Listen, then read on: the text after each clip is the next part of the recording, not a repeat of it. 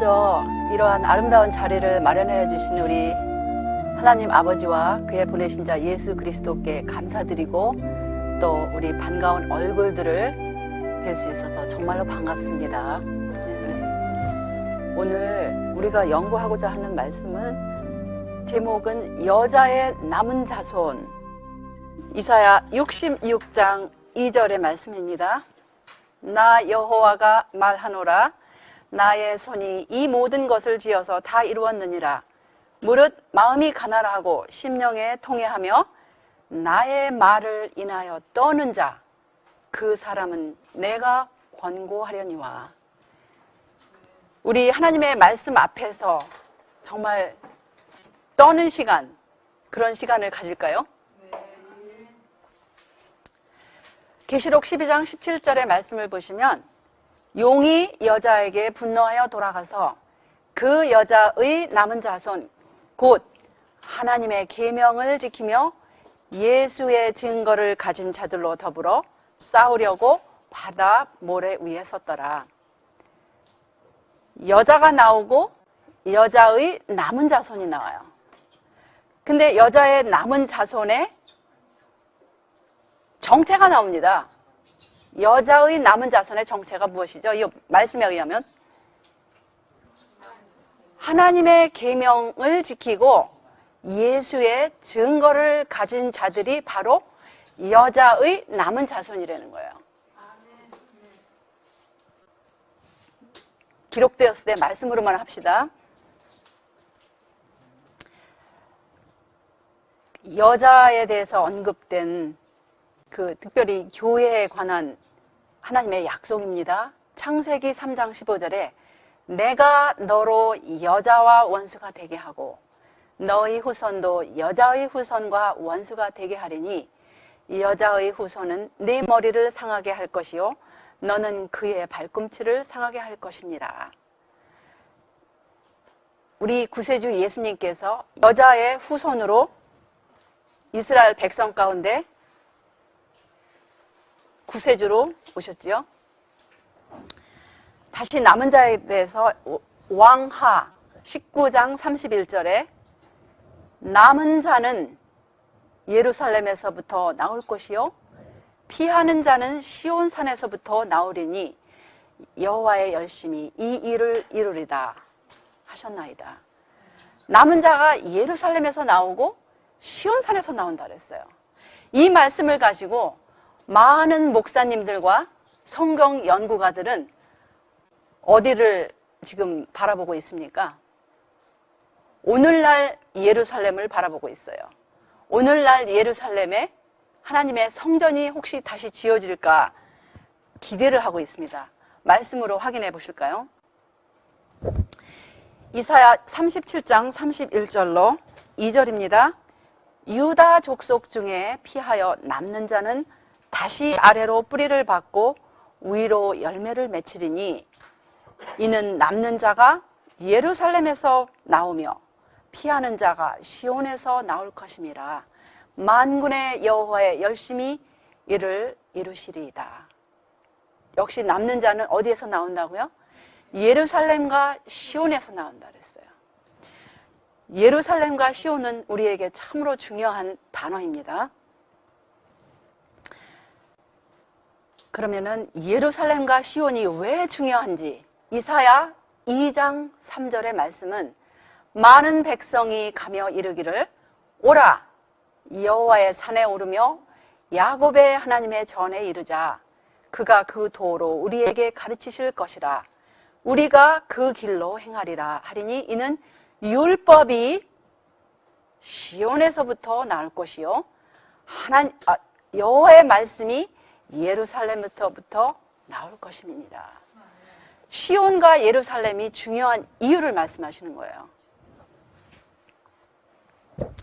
미가서 4장 2절에 곧 많은 이방이 가며 이르기를 오라 우리가 여호와의 산에 올라가서 야곱의 하나님의 전에 이르자. 그가 그 도로 우리에게 가르치실 것이라. 우리가 그 길로 행하리라 하리니 이는 율법이 시온에서부터 나올 것이요 여호와의 말씀이 예루살렘부터 부터 나올 것입니다. 아까 이사야 2장 3절의 말씀을 되풀이하고 계시는 것입니다. 그러면은 예루살렘과 시온산이 어떠한 장소였는지요? 역대하 1장 4절에 보시면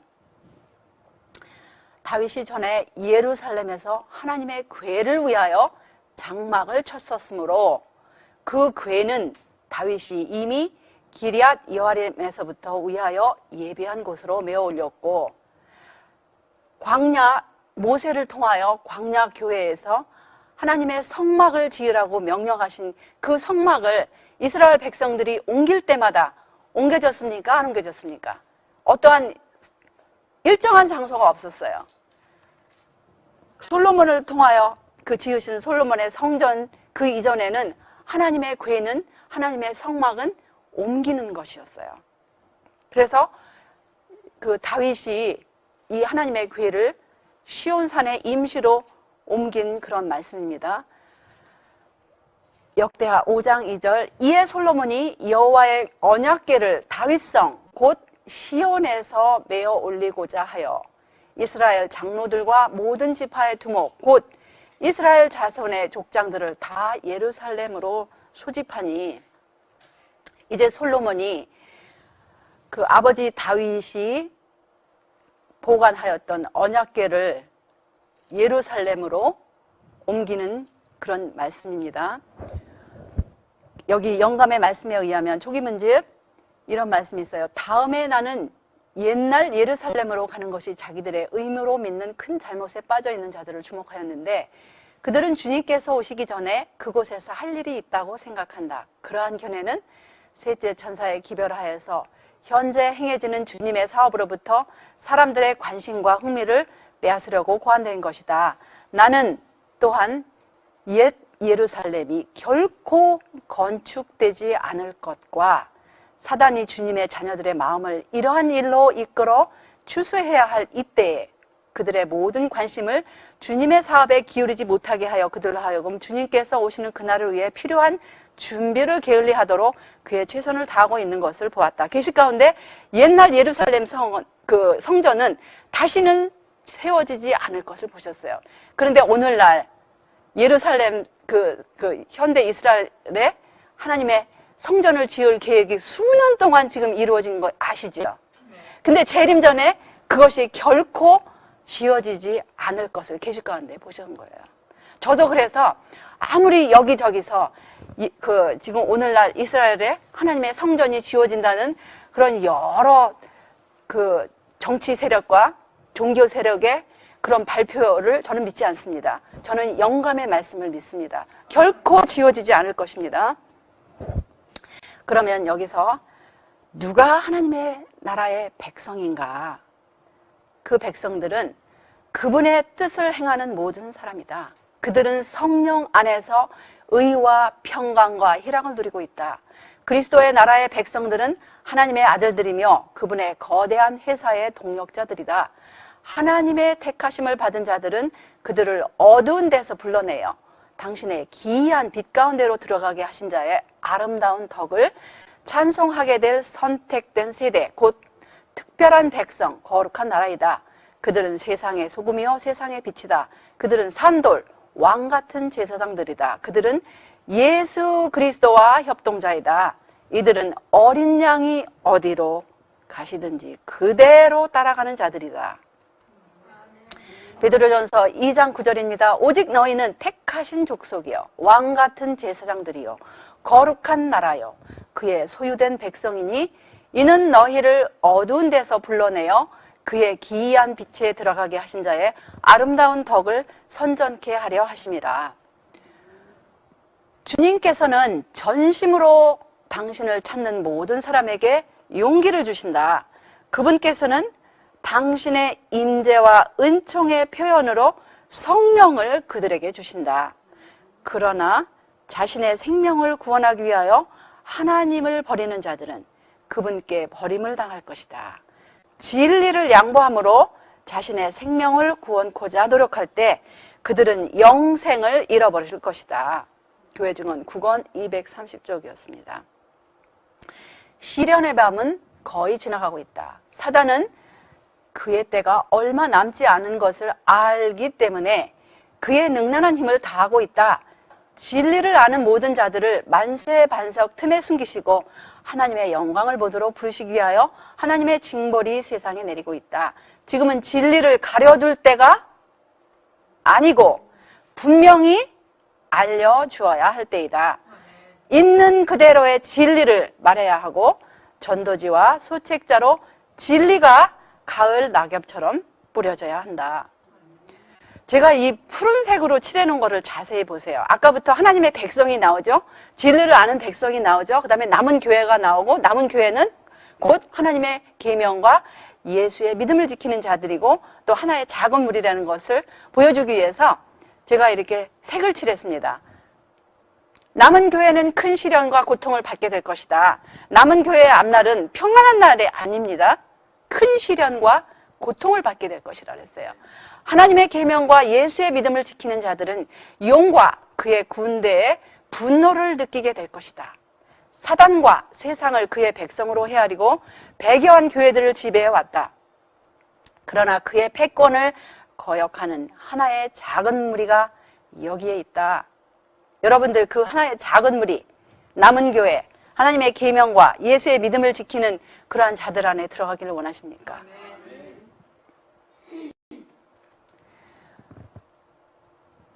역시 제가 이제 푸른색을 칠했어요. 하나님의 교회, 남은 교회, 그 하나님의 계명과 예수 믿음을 지키는 자들이 곧 누구냐면은 하나님의 백성들이고 하나님께 대하여 또한 의무에 대하여 진실한 자들이고 의를 아는 자들이고 마음에 하나님의 율법이 있는 자들이에요. 그 말씀이 이사야 51장 7절, 8절, 6절에 있는 말씀이었어요. 의를 아는 자들, 마음에 하나님의 율법이 있는 자들, 그런 사람들이 남은 교회이고 하나님의 백성이고 하나님의 계명과 예수의 믿음을 지키는 자들입니다. 남은 교회의 정의를 하나님의 말씀과 예수의 증거에서 보면 이렇습니다. 남은 교회는 하나님의 계명과 예수의 믿음을 지키는 자들이고 하나의 작은 무리이고 하나님의 백성이고 하나님께 대하여 또한 의무에 대하여 진실한 자들이고 의를 아는 자들이고 마음에 하나님의 율법이 있는 백성들이고 이들이 곧 하나님의 품성의 의의 옷을 입은 자들입니다. 그 다음에 하나님께서는 한 교회를 가지고 있다고 했어요. 10교회가 아닙니다. 한 교회예요. 이 단어를 자세히 주목하십시다. 2교회도 아니고 한 교회예요. 근데 이 한 교회가 어떤 지역에 있는지 그건 아니에요. 어떤 한 사람인지 그것도 아닙니다. 어떤 한 건물인지 그것도 아니에요. 그 말씀을 자세히 읽어봅시다. 하나님께서는 한 교회를 가지고 계신다. 그것은 거대한 성당도 아니고 국가적인 체제도 아니며 여러 교파도 아니다. 그것은 설명을 합니다. 하나님을 사랑하며 그분의 계명을 지키는 자들이다. 하나님을 사랑하고 그분의 계명을 지키는 자들이 하나님의 교회라는 거예요. 그러면서 2-3 사람이 내 이름으로 모인 곳에는 나도 그들 중에 있느니라. 그리스도께서 겸손한 몇 사람 가운데 계시면 그것이 그리스도의 교회인 것이다. 그래서 그리스도의 교회가 바로 하나님을 사랑하고 그분의 계명을 지키는 백성들이라는 거예요. 그러니까 예수님께서 2-3 사람이 내 이름으로 모이는 곳에 함께 하시겠다는 것이 2-3 사람이 바로 하나님의 교회라는 거예요. 그분들이 만약에 하나님의 계명과 예수의 믿음을 지킨다면요. 다시 여기 이제 그 한 교회를 설명하고 계십니다. 하나님께서는 짓밟혀진 율법을 높이 들어 올리며 세상을 향해 세상 죄를 지고 가는 하나님의 어린 양을 제시할 한 교회를 갖고 계신다. 교회는 그리스도의 은혜의 부요함을 간직하고 있는 보관소이며 교회를 통해서 마침내 하나님의 사랑이 그 영광으로 환하여질 세상의 최종적이고도 온전하게 드러나게 될 것이다. 예수께서 그분과 아버지가 하나이신 것처럼, 몇 분이 하나이시죠? 아버지와 나는 하나이니라. 어디에 그 말씀이 있죠? 요한복음 10장 30절에 같은 말씀이 있어요.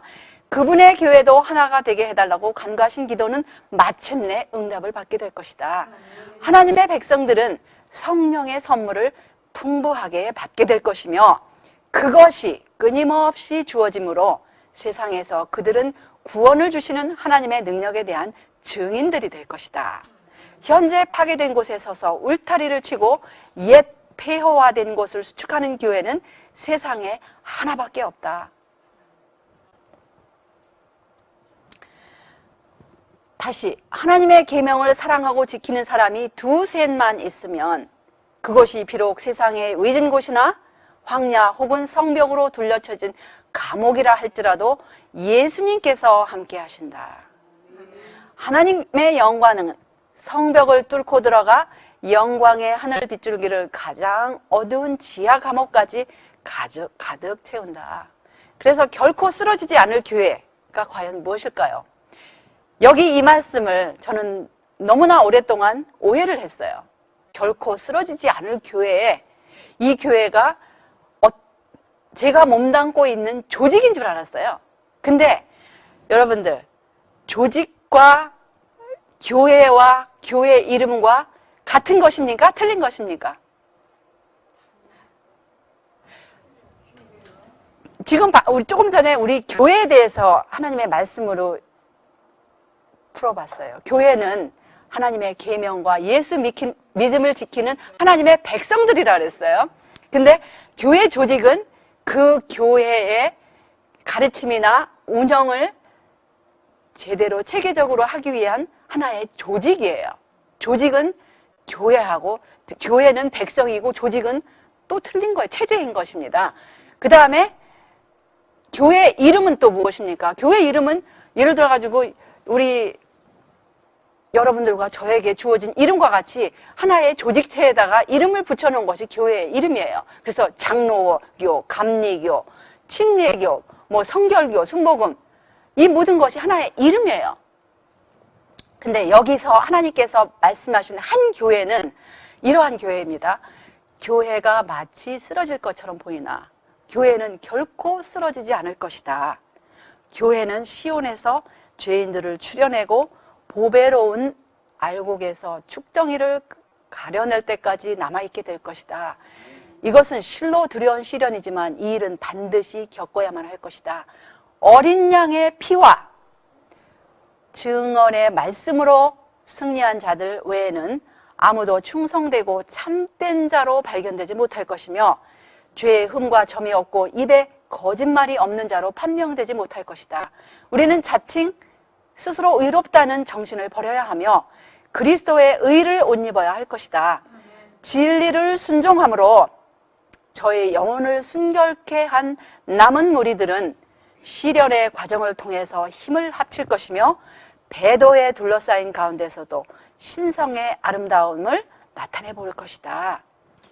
진리를 순종함으로, 그럼 우리가 진리가 무엇인지 알아야 될 것이 아닙니까? 그래서 결코 쓰러지지 않을 교회가 바로 시온에 남아있는 자, 예루살렘에 머물러 있는 자, 어린 양과 함께 시온에 설 자, 여자의 남은 자손, 하나님의 계명과 예수의 믿음을 지키는 자들, 하나님의 백성, 또 하나님께 대하여 의미에 대하여 진실한 자들, 의를 아는 백성들, 마음에 하나님의 율법이 있는 백성들, 적은 무리, 의의 옷을 입은 자들이에요. 그러면 결코 쓰러지지 않을 교회의 기초가 무엇이지요? 기록되었을 때 마태복음 16장 13절부터 18절의 말씀입니다. 예수께서 가이사랴 빌립보 지방에 이르러 제자들에게 물어 가라사대 사람들이 인자를 누구라 하느냐? 가로되 더러는 침례 요한, 더러는 엘리야, 어떤 이는 예레미야나 선지자 중에 하나라 하나이다. 가라사대 너희는 나를 누구라 하느냐? 시몬 베드로가 가로되 주는 그리스도시요 살아계신 하나님의 아들이시니이다. 이 말씀이 우리가 너무나 오랫동안 이 말씀을 접했기 때문에 이 말씀의 중요성을 깨닫지를 못해요. 살펴봅시다. 교회의 기초가 과연 무엇인지. 예수님께서 시몬 베드로에게 복을 지금 선언하세요. 예수께서 대답하여 가라사대 바요나 시몬아 내가 복이 있도다. 이를 내게 알게 한 이는 혈육이 아니요 하늘에 계신 내 아버지시니라. 또 내가 내게 이르노니 너는 베드로라. 내가 이 반석 위에 내 교회를 음부의 권세가 이기지 못하리라. 교회의 기초의 가르침은 그리스도는 기름 부으신 자의 정체는 정말 살아계신 정말 하나님의 아들이라는 거예요. 역할이 아니라는 거예요. 조금 있다가 좀 더 자세히 살펴봅시다. 예수 그리스도는 하늘에서부터 정말 하나님으로부터 나오신 하나님의 아들이라는 거예요.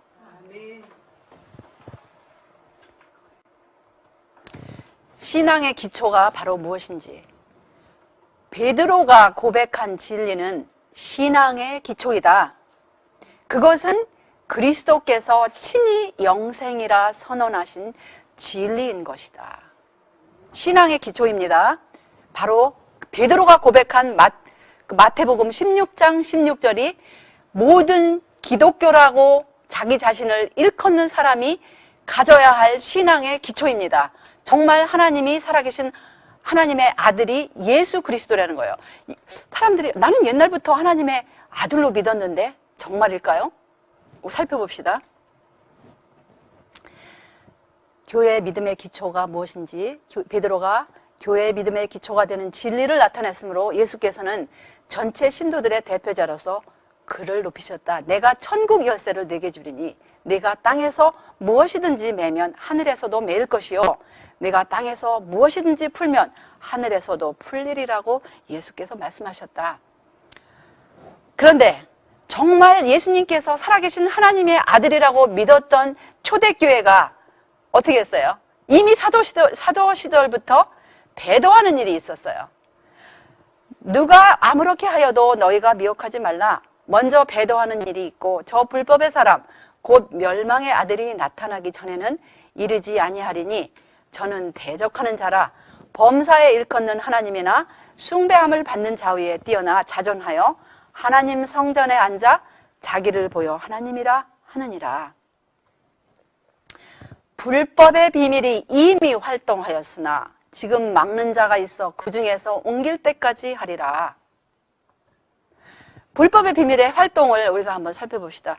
계시록에 7교회가 나와요. 예수님의 오른손에 7교회가 나오는데 이 교회는 그 당시에 있던 7교회의 지역별 교회의 이 명칭도 되지만 시대적인 그 흐름에 있어서 각 교회의 특징이기도 합니다. 이중적 그런 내용이 포함되어 있어요. 이제 시대적으로 에베소 교회 그 초창기 교회의 형편이었어요. 계시록 2장 4절 5절에 보시면 그러나 너를 책망할 것이 있나니 너희 처음 사랑을 버렸느니라. 그러므로 어디서 떨어진 것을 생각하고 회개하여 처음 행위를 가지라. 만일 그리하지 아니하고 회개치 아니하면 내가 내게 임하여 내 촛대를 그 자리에서 옮기리라. 처음 사랑이 무엇이었어요? 제자들의 처음 사랑이 하나님 아버지의 무궁한 사랑으로 그 사랑, 하나님이 세상을 이처럼 사랑하사 독생자를 주신 그 사랑이 바로 독생자는 정말 독생자였다라는 그 어마어마한 희생의 사랑을 마음에 느꼈기 때문에 초대교회는 죽음이 두렵지 않았었어요. 바로 그것이 첫사랑이었어요. 그 첫사랑이 하나님께 향한 첫사랑이 있었기 때문에 서로의 사랑도 뜨거웠습니다. 시대적으로 다시 흘러가면서 100년, 320년 AD죠. 계시록 2장 9절에 내가 내 환난과 궁핍을 아노니 실상은 내가 부여한 자니라. 자칭 유대인이라 하는 자들의 회방도 아노니 실상은 유대인이 아니오 사단의 회라. 이 서머나 교회의 시절은 사실은 예수님께서 야단칠 것이 없었어요. 이 교회는 환난과 궁핍하지만 사실은 부여한 자라는 그런 교회였어요. 그런데 그 부여한 교회에 자칭 누가 있었어요? 유대인이라는 그야말로 회방꾼들이 있었어요.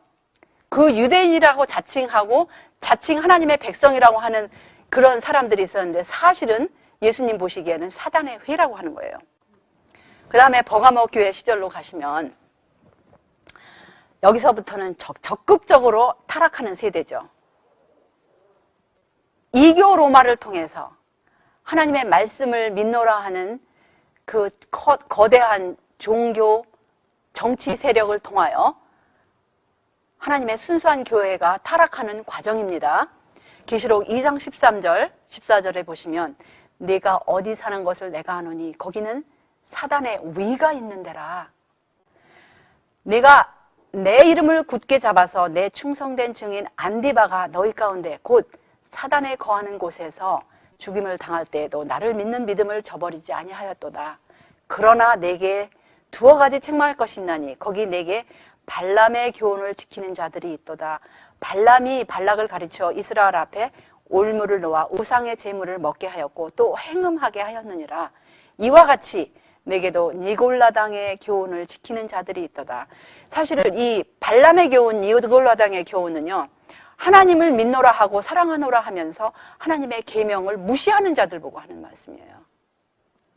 아시죠? 발람의 교훈, 니골라당의 교훈, 하나님을 사랑하노라 하면서 계명을 무시하고 하나님의 백성이라 자칭하는 사람들이에요. 두아드라 교회 시절도 역시 엄청나게 타락한 시절이었습니다. 그러나 내게 책망할 일이 있노라. 자칭 선지자라 하는 여자 이세벨을 내가 용납함이니 그가 내 종들을 가르쳐 꾀어 행음하게 하고 우상의 제물을 먹게 하는도다. 자칭 선지자라 하는 여자 이세벨이 같은 계시록의 17장, 18장에 자세히 나옵니다. 그 세력이 이미 가장 큰 세력으로 활동한 시대가 바로 이 두아디라 교회의 시대였어요. 그렇죠? 중세 천주교의 그야말로 대낮 같은 시절은 기독교의 암흑시대였습니다. 그러니까 중세기를 보고 무슨 시절이라 그래요? 암흑시대라고 하는 거예요. 왜냐하면 주님의 말씀은 내 발의 등이요 내 길의 빛인데 하나님의 말씀을 가리운 세력이 바로 어떤 세력이죠?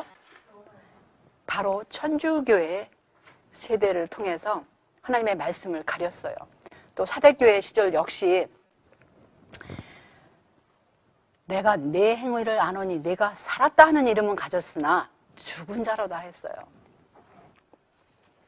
그 다음에 빌라델피아 교회, 이때는 하나님의 말씀에 다시 부응하는 그 종교개혁의 시절을 지나서 계속 종교개혁을 하면서 하나님의 말씀이 좀 더 밝혀진 시절이었죠. 재림 운동의 시절이었습니다. 볼지어다 내가 내 앞에 열린 문을 두었으되 능히 닫을 사람이 없으리라. 내가 내 행위를 아노니 내가 적은 능력을 가지고도 내 말을 지키며 내 이름을 배반치 아니하였도다. 이 교회 자체는 흠잡을 일이 별로 없었어요. 근데 그 교회에 또 침투를 했죠. 서머나 교회에 침투한 세력이 또 여기에도 있었어요. 사단의 회, 곧 자칭 유대인이라 하나 그렇지 않고 거짓말하는 자들 중에서 몇을 내게 주어 저희로 와서 내 발 앞에 절하게 하고 내가 너를 사랑하는 줄을 알게 하리라. 근데 이 교회는 결국 이 시대에 끝나지 아니하고 계속 승리할 교회는 바로 빌라델피아 교회예요. 이 이후에 사실은 공존해요. 지금 1844년 이후에는 라우디게아 교회와 빌라델피아 교회가 공존하는 시대예요. 라우디게아 대부분의 교인들은, 자칭 교인들은 이러한 상태에 있어요.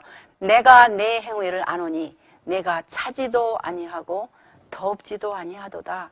내가 차든지 덥든지 하기를 원하노라. 내가 이같이 미지근하여 덥지도 아니하고 차지도 아니하니 내 입에서 너를 도하여 내치리라. 내가 말하기를 나는 부자라 부요하여 부족한 것이 없다 하나 실상은 어떤 형편이죠? 네 곤고한 것과 가련한 것과 가난한 것과 눈먼 것과 벌거벗은 것을 알지 못하도다. 진리는 영원하며 오류와의 싸움은 그 능력을 나타내 보일 것이다. 진리는 어떻게 해요? 영원하다고 그랬어요. 진리의 특징 가운데 하나가 영원해요. 진리는 거룩하고 순결합니다.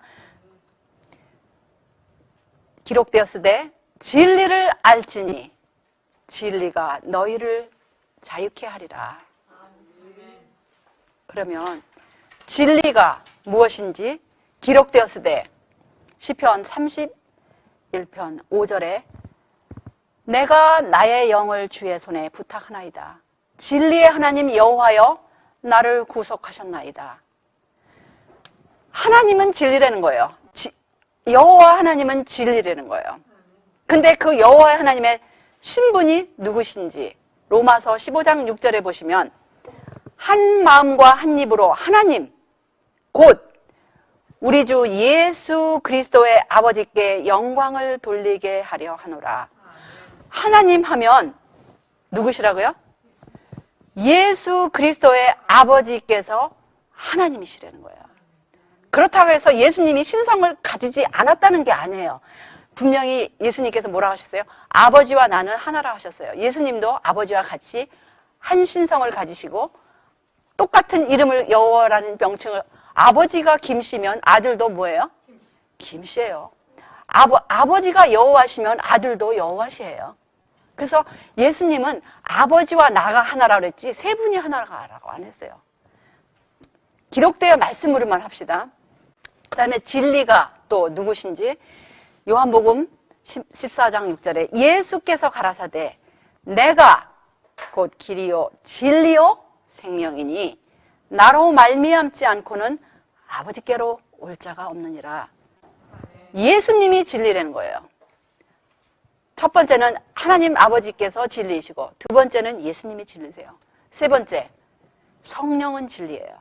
사실은 이 개역 성경의 요한 1서 5장 6절, 5장 7절은 정말 킹제임스의 한 절을 가지고 나눈 성경절입니다. 아시죠? 이 두 절은 한 절을 가지고 나눈 성경절이에요. 원래는 이는 물과 피로 임하신 자니 곧 예수 그리스도라. 물로만 아니요 물과 피로 임하셨고 증거와 사실은 여기 개역 성경은 삼위일체를 믿는 사람이 그 번역을 했기 때문에 삼위일체 사상이 들어갔어요. 증거하시는 이는 성령이시니 성령은 진리라 했잖아요. 이 킹제임스를 보세요. It is the Spirit. It is the Spirit. It라고 썼어요. It is the Spirit. 그럼 어떻게 번역을 해야 돼요?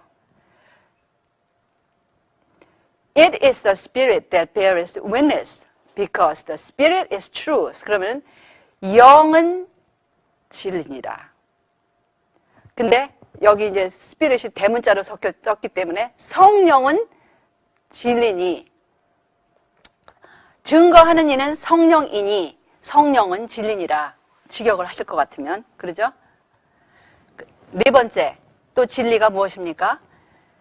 기록되었을 때 주의 의는 영원한 의요 주의 법은 진리로소이다. 여호와여 주께서 가까이 계시오니 주의 모든 계명은 진리니이다. 그래서 주님의 법, 주님의 계명은 진리라는 거예요. 그래서 영원하다는 거예요. 또 영원하신 하나님 여호와, 영원하신 예수님, 영원하신 그분들의 영, 성령, 그 다음에 주님의 계명은 영원해요. 십계명. 사실 이 십계명을 우리가 자세히 하려면요, 사실 일주일도 더 걸려요. 근데 아까 우리 아침 시간에도 이 하나님의 너는 나 외에 다른 신을 섬기지 말라라는 그 말씀을 증언의 말씀에서 우리가 짚어봤죠. 다른 신들이 사실은 여러 신들이 많습니다. 기독교 안에는 철학적 우상의 신이 들어왔어요. 그 다음에 철학적 우상을 안 믿는다 할지라도 옛날 유대인들은 나중에는 결국 철학적 우상에서 벗어났어요. 유대인들이 믿던 신앙은 삼위일체 신이 아니었어요. 그런데 어떻게 유일신이었고 메시아를 기다렸던 하나님의 백성들이 하나님의 아들이 메시아로 나타났을 때 십자가에 못을 박았을까요?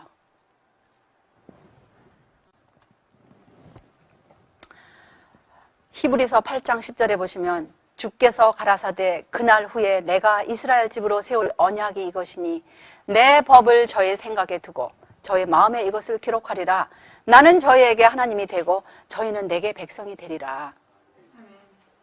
주께서 가라사대 그날 후로는 저희와 세울 언약이 이것이라 하시고 내 법을 저희 마음에 두고 저희 생각에 기록하리라. 사실 유대인들이 하나님의 계명을 지키노라 하였지만 돌판에 새긴 그 계명, 하나님의 법궤를 가졌었지만 그들의 마음에는 하나님의 계명이 기록되지 않았었어요.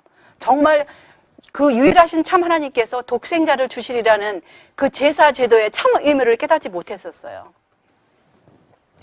그의 계명들을 지키는 자는 주 안에 거하고 주는 저 안에 거하시나니 우리에게 주신 성령으로 말미암아 그가 우리 안에 거하시는 줄을 우리가 아느니라. 우리가 그의 계명을 지키면 이로써 우리가 저를 아는 줄로 알 것이요 이것이 참된 거듭남의 증거이다. 그 두루마기를 빠는 자들은 복이 있으며 이는 저희가 생명나무에 나아가며 문들을 통하여 성에 들어갈 권세를 얻으려 함이로다. 근데 이건 개역 성경이고 킹제임스 보시면 그의 계명들을 지키는 자는 그의 계명들을 지키는 자가 복이 있다고 했어요. 신의 성품을 나눠 받은 사람은 하나님의 크신 의의 표준 곧 그분의 거룩한 율법에 일치하게 될 것이다. 율법이 하나님께서 사람의 행위를 헤아릴 때 사용하는 표준이다. 이것이 심판 때에 사람의 품성을 시험하는 시금석이 될 것이다. 마지막 때에 또 하늘에서 구원받지 못한 사람들을 심판하실 때 심판의 표준이 무엇일까요? 바로 하나님의 계명인 것입니다. 그 다음에 영원한 진리가 또 무엇일까요? 기록되었을 때 저희를 진리로 거룩하게 하옵소서. 아버지의 말씀은 진리니이다. 요한복음 17장 17절입니다. 또 진리가 무엇입니까? 마가복음 12장 32절에 보시면 서기관이 가로되 이 서기관이 예수님께 지금 대답하는 거예요. 선생님이여 올소이다. 하나님은 한 분이시요 그 외에 다른 이가 없다 하신 말씀이 진리니이다. 근데 그 다음 말씀에 예수님께서 이 사람의 말이 옳다고 칭찬을 하세요. 그 다음에 7절에 7번째 또 영원한 진리가 무엇인가요? 하나님은 모든 사람이 구원을 받으며 진리를 아는 데 이르기를 원하시니라. 하나님은 한 분이시요 또 하나님과 사람 사이에 중보도 한 분이시니 곧 사람이신 그리스도 예수시라. 2장 4절하고 5절은 사실은 절이 붙어 있지 않았어요. 과거에는. 근데 지금 절을 붙였기 때문에 사실은 이 4절하고 5절은 그냥 연결되는 말씀입니다. 근데 여기서 하나님께서 모든 사람이 구원받기를 원하시고 진리를 아는데 이르기를 원하시는데 그 진리가 무엇이냐면 하나님은 한 분이시고 또 하나님과 사람 사이에 중보도 한 분이시라는 거예요. 중보가 두 분, 세 분이 아니에요. 중보가 한 분이시라는 거예요. 영감의 말씀에 진리가 마음속에 부식되어야 한다. 이 진리가 마음을 조절하고 애정을 통제하여야 한다. 온 품성이 다 하나님의 말씀으로 박혀져야 한다. 하나님의 말씀의 1.1회까지를 매일 실천해야 한다. 그리스도께서 사람의 형상을 취하시고 이 땅에 오셔서 당신의 완전한 순종을 통해서 신성과 인성이 연합될 때 하나님의 모든 법도를 지킬 수 있다는 것을 증명하셨다. 예수님께서 신성에다 인성을 입으시고 사람의 모양으로 나타나셔서 하나님의 모든 법도를 지킬 수 있다는 것을 증명해 보여주셨어요. 그래서 영접하는 자, 곧 그 이름을 믿는 자들에게는 하나님의 자녀가 되는 권세를 주셨으니 이 권세는 하나님의 권세이다. 사람이 그리스도를 받아들일 때 그는 그리스도의 생애를 살 수 있는 능력도 받게 된다. 교회가 세상에 대한 충성을 버리고 그리스도의 의를 옷 입는다면 교회 앞에는 빛나고 영광스러운 날이 동틀 것이다. 교회에 대한 하나님의 약속은 영원히 굳게 설 것이다. 하나님께서는 교회를 영원한 미덕, 많은 세대의 기쁨으로 삼으실 것이다. 그것을 멸시하고 거절한 사람들이 버린 진리는 승리할 것이다. 우리 7가지 진리가 누구이신지 무엇인지를 방금 보았죠.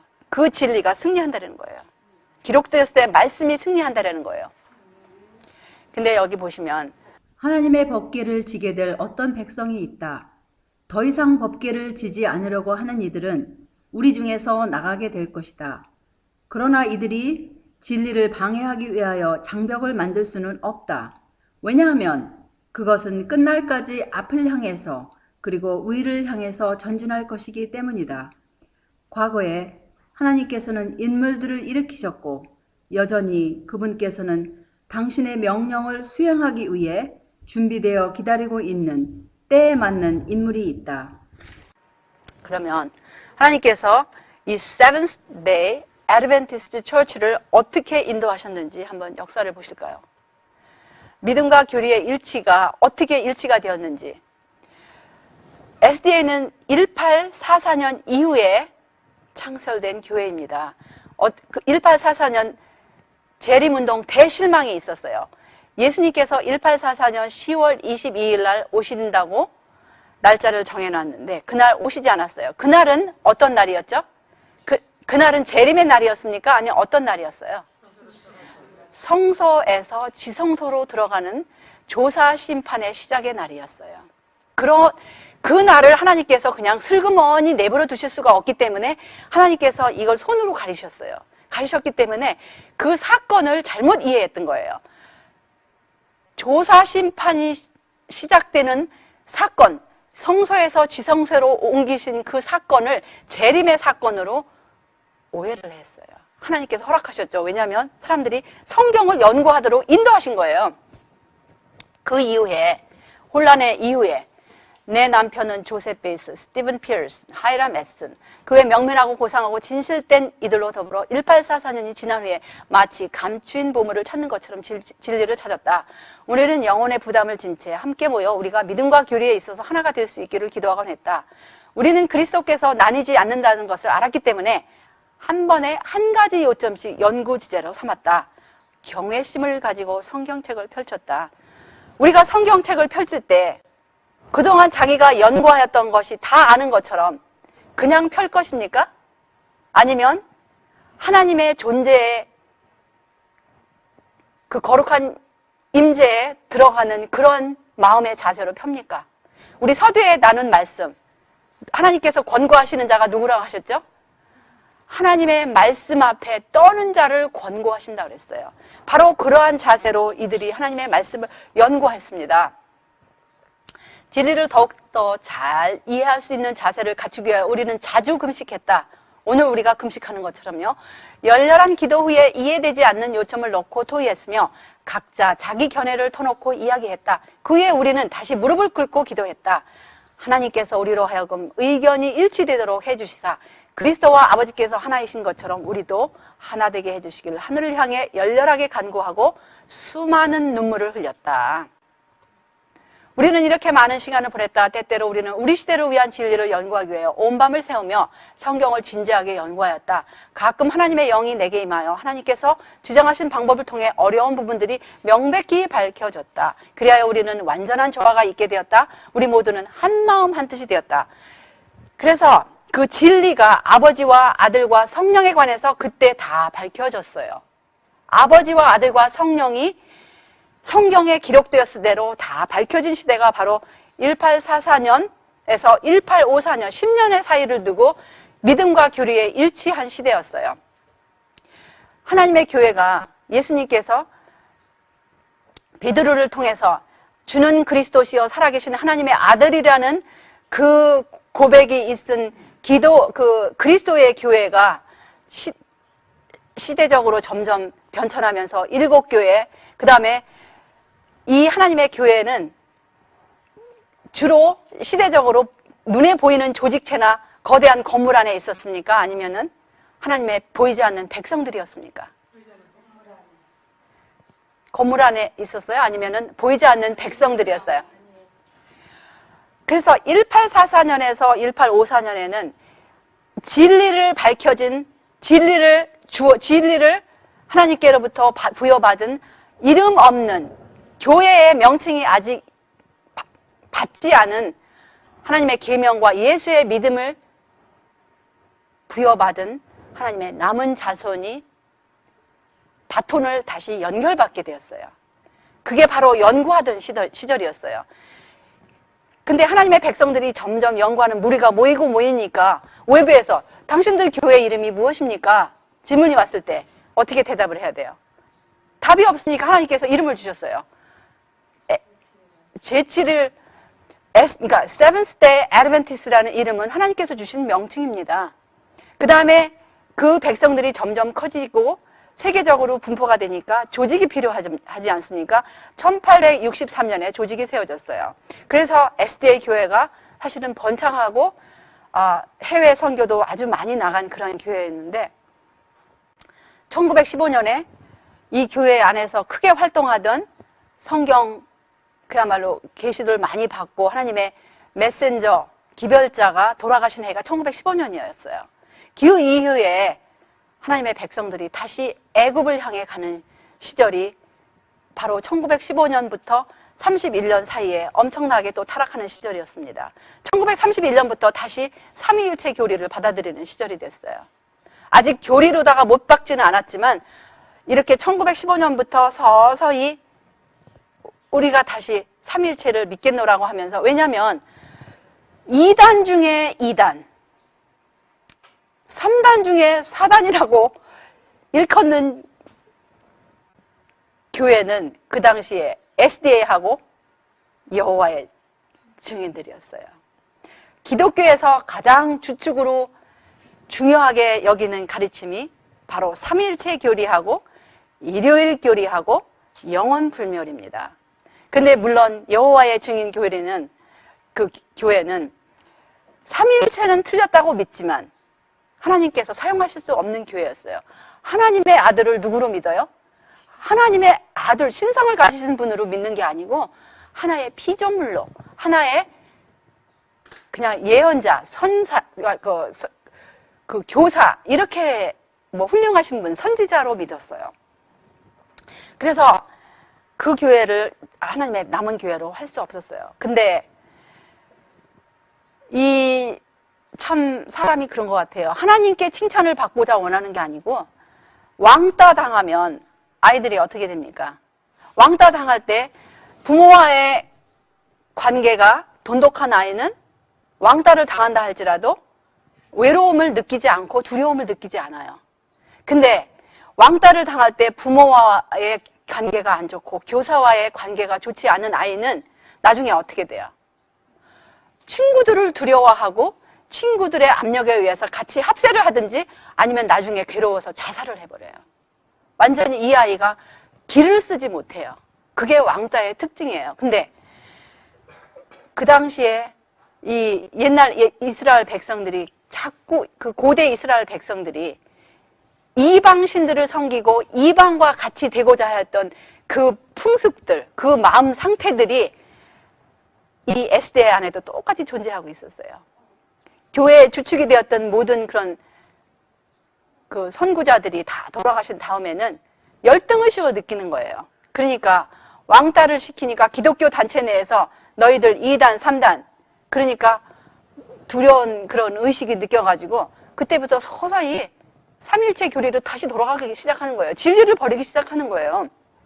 그래서 결국은 1980년에 못을 박았어요. 삼위일체 교리를 교회의 정식 교리와 가르침으로 채택을 했습니다. 그러면 이 남은 자손의 정체성에서 어떻게 됐습니까? 완전히 이탈을 했어요. 여기 셋째 천사의 기별이 왜 중요한지 이런 말씀합니다. 셋째 천사의 기별은 앞서 전해진 두 기별을 포괄한다. 이것은 큰 음성으로 전해진다고 한다. 이 말의 뜻은 성령의 능력이 함께 하신다는 말이다. 지금은 모든 것이 위기에 처해 있다. 셋째 천사 기별은 가장 중요한 것으로 여겨져야 한다. 그것은 생명과 사망의 문제이다. 이 기별로 인해서 받게 될 감명은 그 기별을 전하는 사람들의 열성과 엄숙성의 정도에 비례할 것이다. 하나님께서는 셋째 천사의 기별을 크게 외칠 무리를 양육하고 계시다. 그 다음에 참된 기별이 이르러 올 때 그것이 효과를 가지지 못한 사단이 방해하는 사단의 목적이 나오지요. 근데 이 셋째 천사의 기별이 뭐냐면 바로 또 다른 천사 곧 셋째가 그 뒤를 따라 큰 음성으로 가로되 만일 누구든지 짐승과 그 우상에게 경배하고 이마나 손에 표를 받으면 그도 하나님의 진노의 포도주를 마시리니 그 진노의 잔에 섞인 것이 없이 부은 포도주라. 거룩한 천사들 앞과 어린 양 앞에서 불과 유황으로 고난을 받으리니 그 고난의 연기가 세세토록 올라가리로다.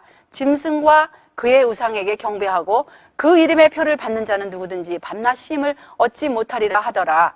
성도들의 인내가 여기 있나니 저희는 하나님의 계명과 예수 믿음을 지키는 자니라. 그래서 셋째 천사 하면 많은 사람들이 생각할 때 짐승과 짐승의 표를 생각해요.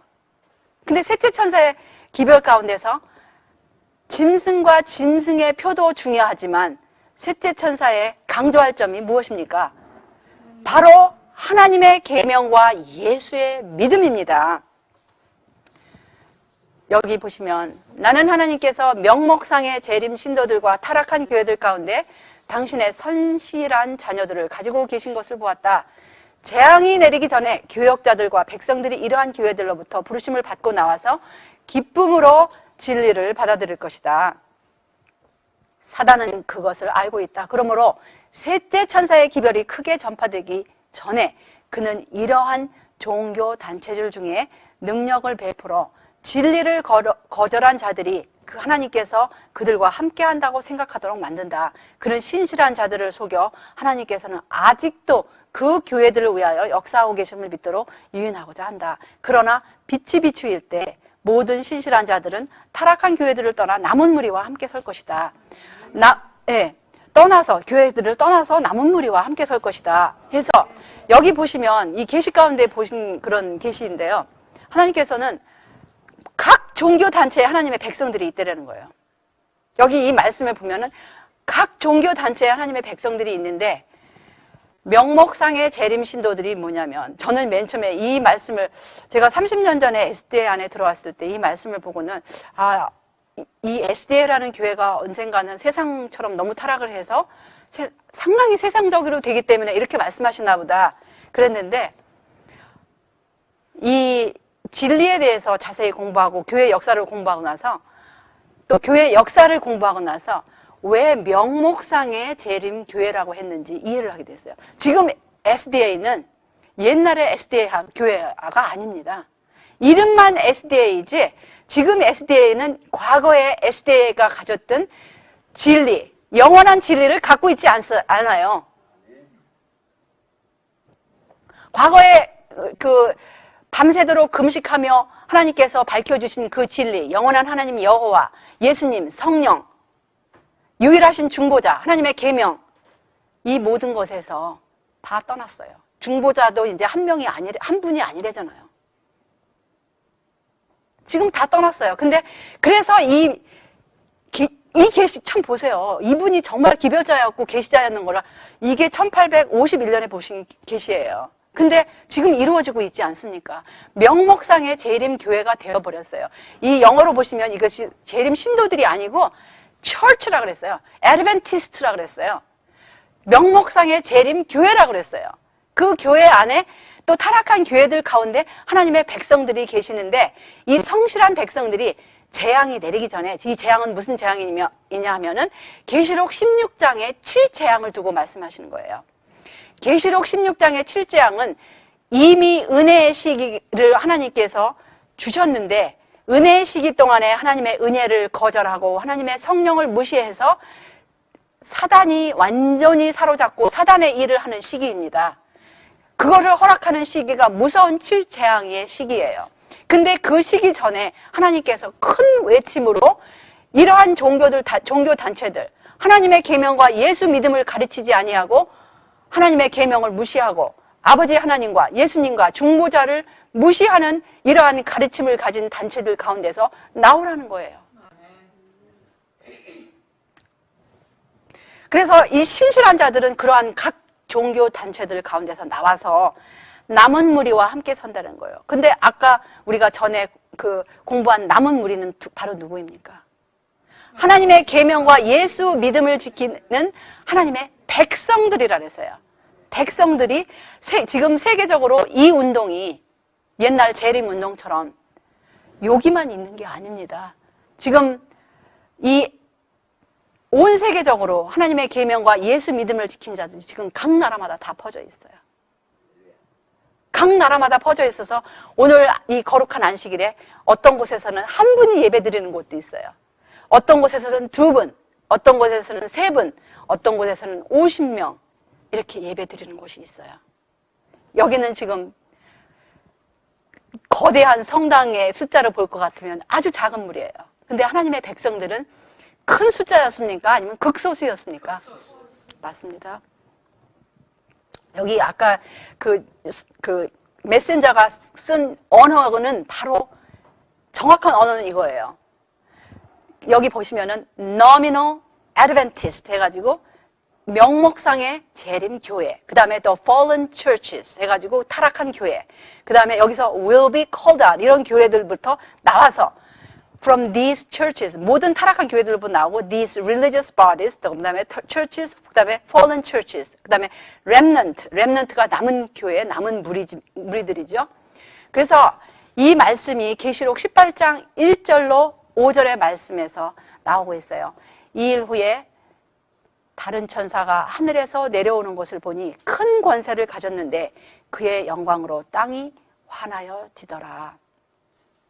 힘센 음성으로 외쳐 가로되 무너졌도다 무너졌도다 큰 성 바벨론이여 귀신의 처소와 각종 더러운 영에 모이는 것과 각종 더럽고 귀신 가증한 새에 모이는 곳이 되었도다. 그 음행의 진노의 포도주를 인하여 만국이 무너졌으며 또 땅의 왕들이 그로 더불어 음행하였으며 땅의 상고들도 그 사치의 세력을 인하여 치부하였도다. 또 내가 들으니 하늘로서 다른 음성이 나서 가로되 내 백성아 거기서 나와 그의 죄에 참여하지 말고 그의 받을 재앙들을 받지 말라. 마지막 초청이에요.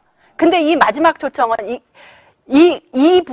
지금 이 초청이 이미 온 세계적으로 지금 부르짖고 있는데 이 음성이 가장 큰 세력으로 전파될 때는 언제인 줄 아십니까? 이제 곧 짐승의 표가 각 나라에 대두될 거예요.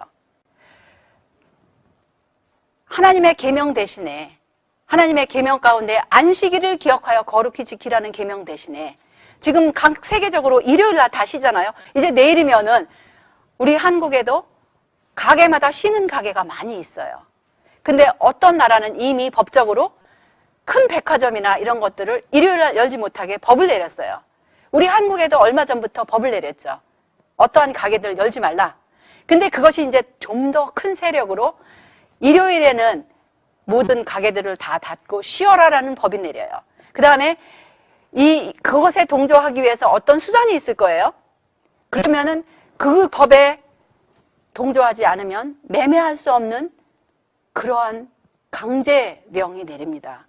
그럴 때 그럼에도 불구하고 하나님의 백성들은 하나님의 계명과 예수의 믿음에서 떠나지 않고 지켜요. 그런 사람에게 하나님께서 능력을 베푸세요. 능력을 베풀어서 이 똑같은 기별을 외칠 때 지금 외치는 그 능력보다 그때 외칠 때 지금도 외쳐야죠. 진리를 가려줄 때가 아니라고 했잖아요. 지금도 진리를 외쳐야 되지만 똑같은 내용을 외칠 때 그때 타협하지 않은 자들에게 하나님께서 어마어마한 능력을 베풀어 주셔서 이 말씀의 효과를 제대로 나타내는 거예요. 여기 보세요. 지금 이 사진을 보시면 익숙한 얼굴들이시죠.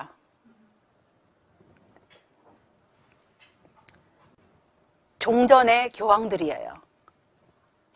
종전의 교황들이 이 세력에서 섬기는 하나님이 누구냐면은 우리가 경배하는 한 하나님은 세 분의 신성의 연합체이고 오염에 있어서 동등하시고 영예에 있어서 불가분하시나 한 주와 한 하나님으로 영원히 순경해야 된다. 해가지고 자기의 신들을 정의하는 내용입니다. 자기들은 한 하나님을 섬긴다 그래요. 차마 왜냐하면 하나님의 말씀 가운데 한 하나님이라는 말씀이 나오잖아요. 거기서 비슷하게 하기 위해서 한 하나님을 섬긴다고 그래요. 그런데 그 하나님은 세 분의 신성의 연합체래요. 기록되었을 때 이런 말씀이 있습니까?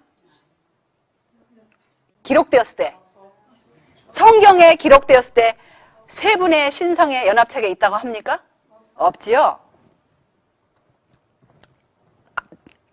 이 본 도표에 자기들이 믿는 그 신의 정의입니다.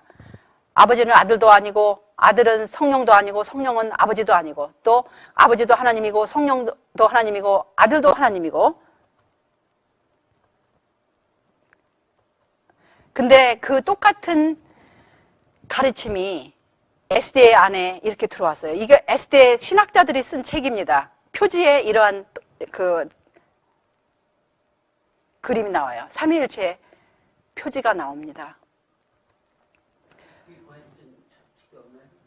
그것이 아마 SDA 안에 확실히 모르겠습니다. 나중에 알아보세요. 아, 예, 있어요. 여기 보시면 여기 보시면은 within, moon, live 해가지고 이 앤드루스 신학대학의 신학자들입니다. 여기 이제 SDA 기본 신조에 이런 말씀이 나와요. 한 하나님이 계신다. 아까 천주교의 기본 교리하고 같아요, 틀려요? 성부, 성자, 성령 곧 동일하게 영원하신 세 신격의 통일체 하나님은 불멸이시고 같아요, 틀려요? 이게 바로 SDA 기본 신조입니다. 옛날에는 이렇게 믿지 않았어요. 1915년까지만 해도 이렇게 믿지 않았습니다. 이게 바로 혼잡스러운 인간의 말이지요. 하나님의 초청 기록되었을 때 호세아 4장 6절에 내 백성이 지식이 없으므로 망하는도다. 네가 지식을 버렸으니 나도 너를 버려 내 제사장이 되지 못하게 할 것이요. 네가 내 하나님의 율법을 잊었으니 나도 내 자녀들을 잊어버리리라. 지식을 버렸다 그랬어요. 그래서 하나님의 제사장이 더 이상 될 수가 없어요. 근데 이 하나님의 율법을 잊어버린 이 백성들, 하나님의 백성들이 무슨 지식이 없었냐면 호세아 4장 1절에 이스라엘 자손들아 여호와의 말씀을 들으라.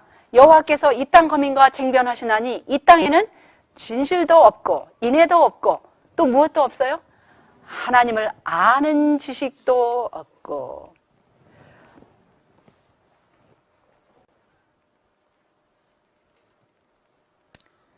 여기 계시록 13장 16절에 보시면 저가 모든 자 곧 작은 자나 큰 자나 부자나 빈궁한 자나 자유한 자나 종들로 그 오른손에나 이마에 표를 받게 하고, 그 표가 바로 짐승의 표라는 거예요.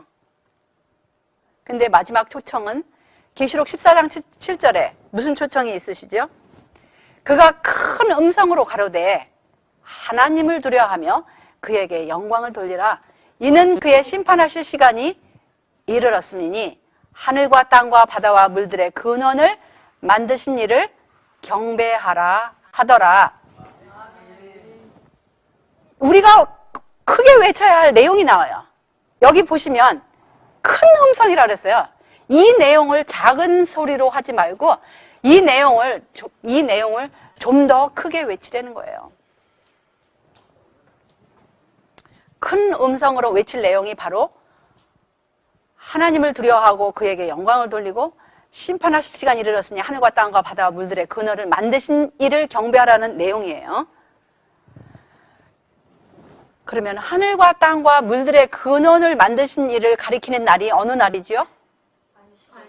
맞습니다. 안식일은 하늘과 땅과 물들의 근원을 만드신 날이에요. 그 예수님께서 사람이 떡으로만 살 것이 아니요 하나님의 입으로 나오는 모든 말씀으로 살 것이니라. 기록되었을 때 창세기 2장 1절로 3절에 보시면 이 안식일이 과연 어떤 기념일인지, 천지와 만물이 다 이루니라. 하나님의 지으시던 일이 일곱째 날이 이를 때에 마치니 그 지으시던 일이 다음으로 일곱째 날에 안식하시니라.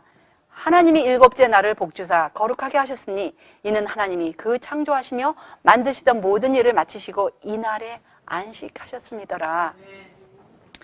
보통 이 성경 그냥 천지창조 기념하면은 안식일에 대한 성경절 하면 이거를 많이 들잖아요. 근데 이 말씀은 사실은 창조 사실보다는 누구를 기념하는 거예요? 창조주가 누구인지를 가르치는 거예요.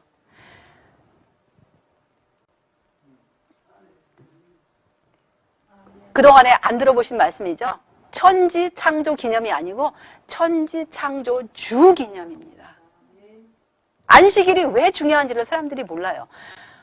안식일만 지킬 것 같으면 우리가 사실은 절간에 가서도 안식일 지킬 수 있어요. 그 안식일의 주인이 누구이신지를 모르면, 안식일 날짜만 중요할 것 같으면 절간에 가서 아니면 아무 데나 가서 안식일 지킬 수 있어요. 안식일이 중요한 이유는 왜 중요한지 아십니까?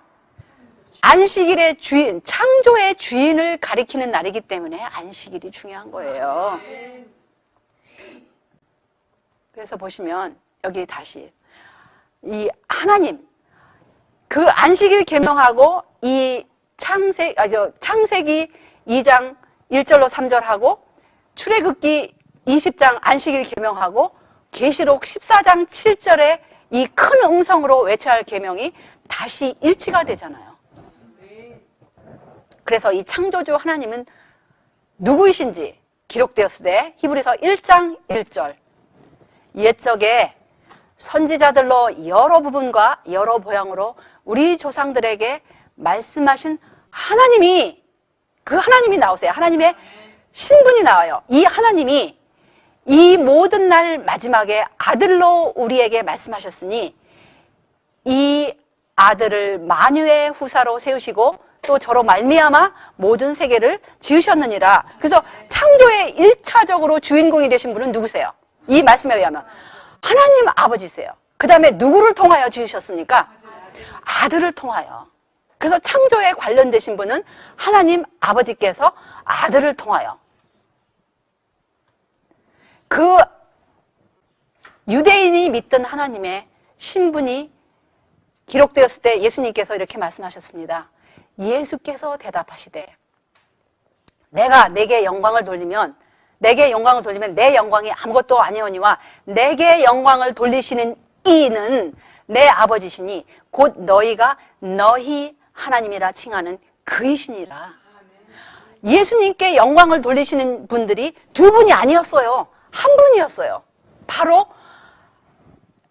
한 분, 단수예요. 내게 영광을 돌리시는 이들이 아니고 내게 영광을 돌리시는 이는 내 아버지시니.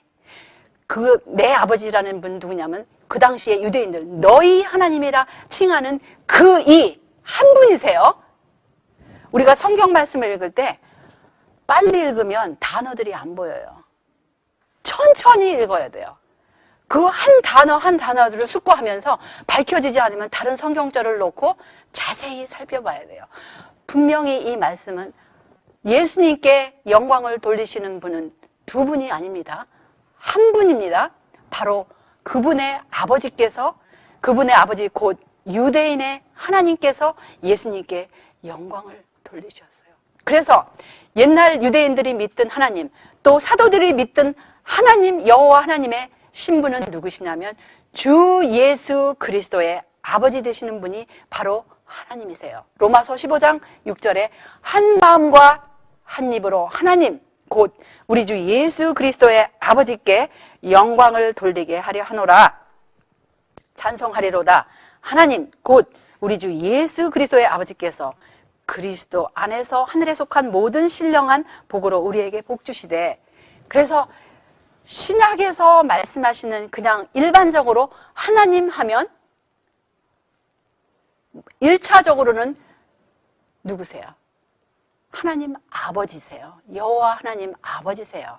그분을 대표하실 수 있는 유일하신 분은 누구십니까? 예수 그리스도이십니다. 왜냐하면 기록되었을 때 예수님께서 요한복음 10장 30절에 나와 아버지는 하나이니라. 나와 아버지는 하나라는 의미가 몸이 하나라는 의미일까요?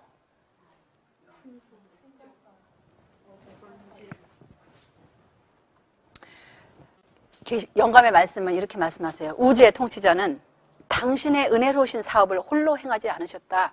그분에게는 모든 존재들에게 행복을 주시려는 그분의 목적을 이해하고 당신의 기쁨을 함께 나눌 수 있는 동력자, 곧 동료 몇 분이 계셨다? 동료 한 분이 계셨다. 그러니까 우주의 통치자는 누구세요? 바로 다니엘서에 말씀하시는 옛적부터 항상 계시는 분이 우주의 통치자 여호와 하나님 아버지세요. 그분께는 동력자가 한 분이 계시는데 바로 태초에 말씀이 계신 말씀 하나님 되신 예수 그리스도 독생자, 하나님의 독생자 예수 그리스도세요. 그분만이 본성과 품성과 목적에 있어서 영원하신 아버지와 하나라는 거예요. 몸이 하나가 아니라 그분들의 본성, 여기서는 이 계시자의 언어를 보면은 nature가 뭐냐면 본질이에요. 본성과 본질, 본성과 본질에 있어서 그분들의 그 속성에 있어서 하나라는 거예요. 아버지가 영원하신 그 영원하신 속성이 아들에게도 물려주셨어요. 아버지의 거룩하신 그 속성이 아들에게도 물려주셨어요. 그 본성이 하나이시고 품성도 하나이시고 목적이 하나이시고, 그래서 이 독생자 그리스도만이 영원하신 아버지와 하나이셨으며 하나님의 모든 협의와 의도에 참여하실 수 있는 유일하신 분이라는 거예요.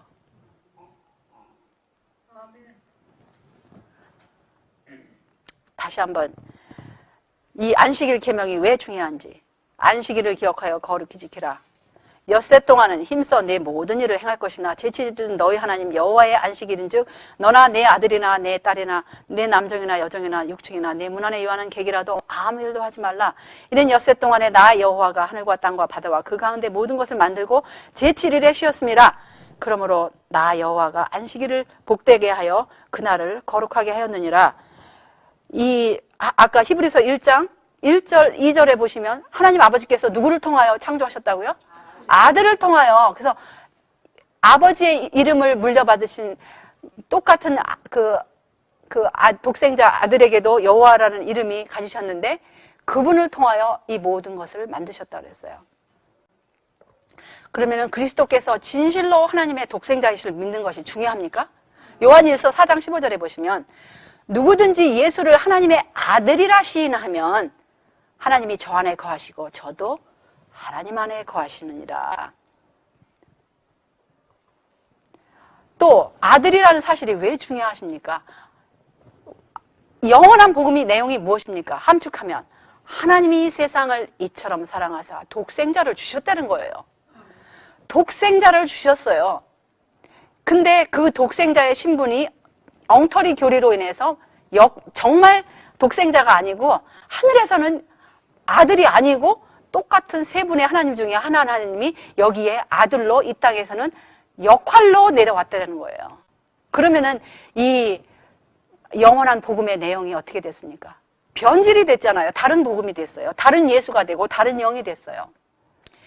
기록되었을 때 말씀 이사야 9장 6절에는 이는 한 아기가 우리에게 낳고 한 아들을 우리에게 주신 바 되었는데 아들을 주셨다 그랬어요. 우리가 어떤 선물을 받을 때, 예를 들자면 제가 어떤 이 꽃 선물을 누구에게 드리고 싶어요. 이 꽃을 저의 친구에게 지금 주고 싶은데 제가 지금 꽃을 이렇게 마련했는데 이 꽃을 주는 순간에 꽃이 됩니까? 꽃이 이미 마련되었습니까? 하나님께서 우리에게 죄 지은 인리를 살리시려고 지금 선물을 주시는데 선물을 주시는 순간, 베들레헴 순간에서 아들이 되었습니까? 이미 선물을 하나님의 아들이 이미 존재하고 계셨습니까?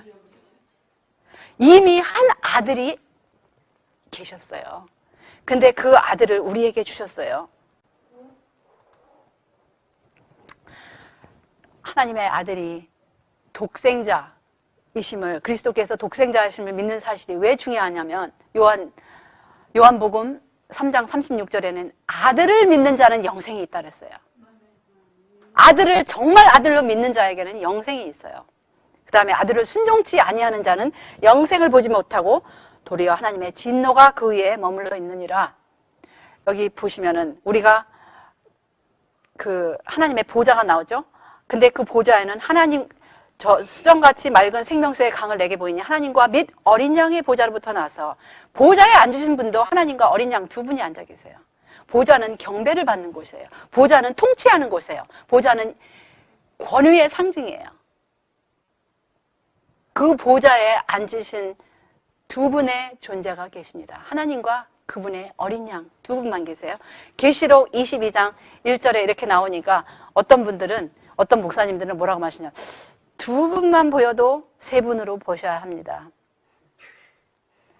계시록 22장, 똑같은 계시록에 22장에 뭐라 하시는 줄 아세요? 18절, 19절에 보시면 더하는 자에게 뭐가 돼요? 저양이 더하고 빼는 자에게 생명책에서 이름을 제하신다 그랬어요. 더하거나 빼거나 하지 말라 그랬어요. 말씀에 두 분이 나오면 두 분뿐이에요. 그런데 이 불법의 비밀이 사실은 언제부터 활동을 했어요? 사도시절부터 활동한 게 아니라 이미 하늘에서부터 북극 지폐에 안고 싶은 존재가 있었는데 그게 바로 이사야 14장 12절로 13절에 보시면은 너 아침의 계명성 루스벨이여 어찌 그리 하늘에서 떨어졌으며 너 열국을 엎은 자여 어찌 그리 땅에 지켰는고 내가 내 마음에 이르기를 내가 하늘에 올라 하나님의 뭇별 위에 나의 보좌를 높이리라 내가 북극 지폐의 산 위에 좌정하리라. 그래서 그 하나님의 보좌가 있는 곳은 바로 북방산입니다. 그 다음에 가장 높은 구름에 올라 지극히 높은 자와 비길이라. 시편 48편 1절에 보시면 여호와는 광대하시니 우리 하나님의 성 거룩한 산에서 극진히 찬송하리로다. 터가 높고 아름다워 온 세계가 즐거워하며 큰 왕의 성 곧 북방에 있는 시온산입니다. 아침에 북쪽에 대해서 나왔죠. 경배받는 곳은 바로 하나님의 보좌가 있는 곳이기 때문에 북쪽이. 근데 그 북쪽에 여인들이 단무스를 향하여 울고 있잖아요. 하나님을 향해서 사모하고 우는 게 아니라 단무스를 위해서 울고 있었어요. 에스겔 8장 9장에 보면은 계시록 17장 4절에 보시면 타락한 여자가 나와요. 그 여자는 자줏빛과 붉은빛 옷을 입고 금과 보석과 진주로 꾸미고 손에 금잔을 가졌는데 가증한 물건과 그의 음행에 더러운 것들이 가득하더라. 그 이마에 이름이 기록되었으니 비밀이라 큰 바벨론이라 땅의 음녀들과 가증한 것들의 어미라 하였더라.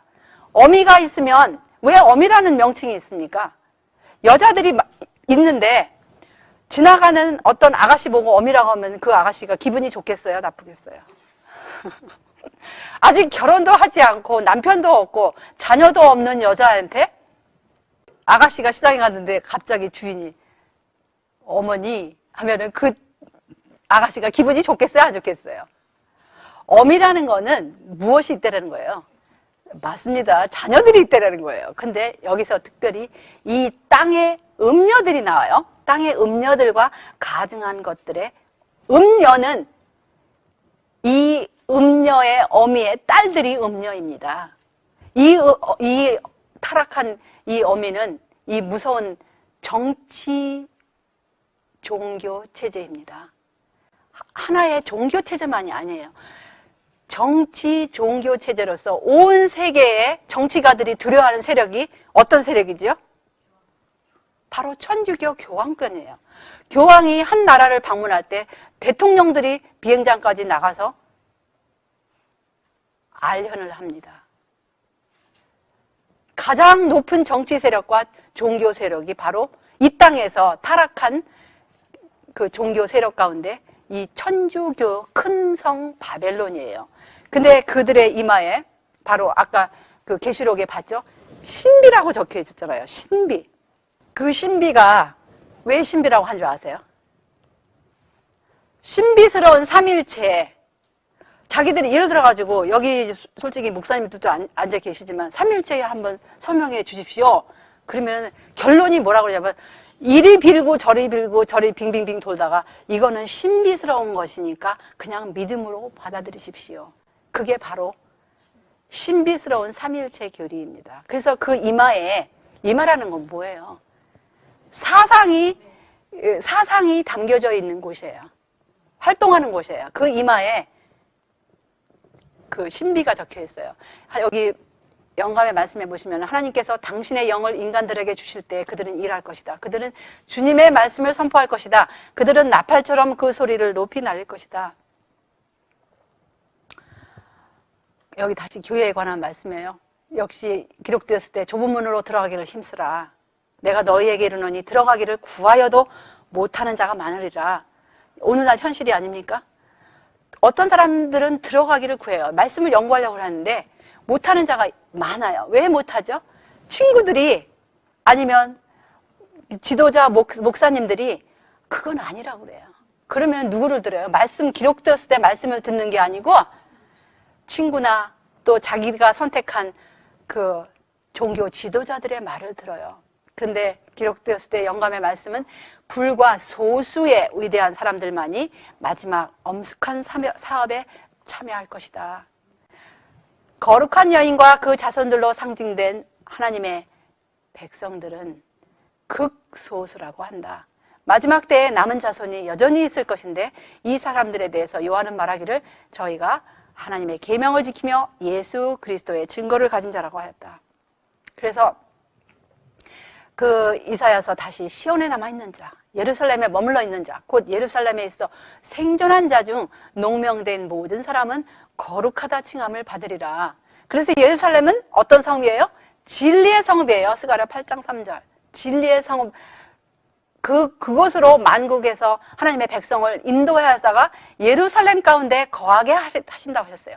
그 예루살렘이 바로 진리의 성읍이기 때문에 예루살렘 가운데로, 진리의 성읍 가운데로 하나님의 백성들을 모으시는 약속의 말씀입니다. 스가랴 8장 3절에서 또 7절, 8절의 말씀 가운데 이거는 어떤 오늘날 이스라엘의 그런 그 지정학적인 어떤 그 지역이 아니고 진리를 아는 백성들로 이렇게 인도를 하시겠다는 거예요. 그래서 아무나 성도들이라고 할 수 있어요? 그럼 성도들이 누구가 성도들이라는 거예요? 하나님의 계명과 예수 믿음을 지키는 자예요. 셋째 천사의 기별은 하나님의 계명과 예수 그리스도의 믿음을 선포하는 것이다. 하나님의 계명은 선포되어 왔으나 예수 그리스도의 믿음은 같은 중요한 것으로 제치를 예수 재림 교인들에게 선포되어 오지 못했다. 율법과 복음은 함께 나아간다. 나는 이 주제를 완전히 표현할 말을 찾지 못한다. 율법과 복음. 그래서 이 사실은 이 복음에 대해서 더 깊이 우리가 엄청난 많은 자료가 있어요. 그래서 오늘 이 시간에는 우리가 사실은 어떤 면으로 계명만 다루는 중이에요. 예수의 믿음에 대해서는 오늘 살짝 짚고 넘어갑시다. 나중에 시간이 되면 여기에 대해서 또 한번 공부를 하겠어요. 이야기가 되어 왔으나 이해되지 못했다. 셋째 천사의 기별에 속한 그 무엇이 예수 믿음을 구성하는가? 예수는 우리 죄를 용서하는 구주가 되기 위하여 우리 죄를 짓는 자가 되었다. 그는 우리가 받아야 할 취급을 받았다. 그는 이 세상에 와서 우리가 그분의 의를 취할 수 있도록 우리 죄를 취하셨다.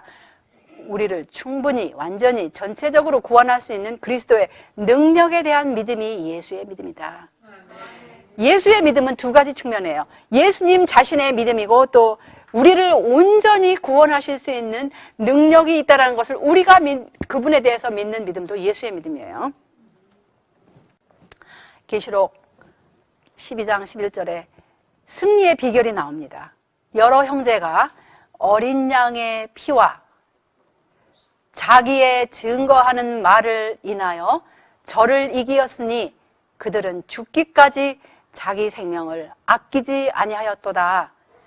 이 어린 양의 피, 보혈의 피, 십자가의 그 어마어마한 희생을 우리가 깊이 깨닫지 아니하면 마지막 때 어떻게 해요? 우리 목숨이 사고 팔고 못할 때 어떻게 해야 되는 거예요? 팔아판다라는 거예요. 어린 양의 보혈의 피의 그 희생의 가치를 깨닫지 못하는 자는 두 가지 중에 한 가지가 부족하면 안 돼요. 보혈의 가치, 죄인을 위해서 흘리신 그 보혈, 우리가 보혈이라는 말은 쉽게 잘해요. 근데 그 보혈은 온 하늘의 가치만큼 중요한 가치가 있는 가치예요. 그 가치를 인식하는 자들만이 또 증거의 말씀을 가진 자들만이 마귀의 모든 올무를 이길 수 있다는 거예요. 마지막까지 승리할 수 있다는 거예요. 어린 양의 피와 증거의 말씀으로 승리하던 자들 외에는 아무도 충성되고 참된 자로 발견되지 못할 것이며 죄에 흠과 점이 없고 입에 거짓말이 없는 자로 판명되지 못할 것이다. 우리는 자칭 스스로 의롭다는 정신을 버려야 할 것이며 그리스도의 의를 옷 입어야 할 것이다. 가려뽑은 기별 2권 380쪽이었어요. 믿음 속에는 우리의 구주가 될 만한 것이 아무것도 없다. 믿음은 우리 죄를 없이 할 수가 없다. 그리스도는 그를 믿는 모든 자에게 구원을 주시는 하나님의 능력이다. 칭의는 그리스도의 공로를 통하여 오는 것이다. 그분이 죄인의 구속으로 하여 값을 지불하셨다. 그러나 그리스도가 믿는 자를 의롭다고 하실 수 있는 것은 오직 그분의 피를 믿음으로써이다. 참 교회를 핍박할 세력이 다시 나오죠. 용이 여자에게 분노하여 돌아가서 그 여자의 남은 자손 곧 하나님의 계명을 지키며 예수의 증거를 가진 자들로 더불어 싸우려고 바다 모래 위에 섰더라. 그래서 과거 여러 세대를 통하여 사람들로 하여금 참 교회를 박해하게 한 동일한 정신이 앞으로도 하나님께 대한 충성을 지키는 사람들에게 동일한 행동을 하고자 할 것이며 지금도 이 마지막 대쟁투를 위한 준비가 이루어지고 있다. 그래서 남은 자는 결국 야곱의 남은 자는 능하신 하나님께로 돌아올 것이고 이사야 10장 21절 21절은 이스라엘 가운데 이스라엘 백성이 바다 모래 같을지라도 누구만 돌아오리니? 남은 자만 돌아오리니 남은 자는 곧 하나님의 계명과 예수의 믿음을 지키는 남은 자손만이 돌아올 거라는 거예요. 그래서 정말 여러분과 제가 이 마지막 시대에 정말 하나님께서 사용하실 수 있는 남은 자손, 그러한 하나님의 계명과 예수의 믿음을 지키는 그러한 무리 가운데 꼭 참여하시고 끝까지 어린 양의 피로 승리하시는 모두가 되시기를 바라면서 말씀을 마치겠습니다. 기도하시겠습니다.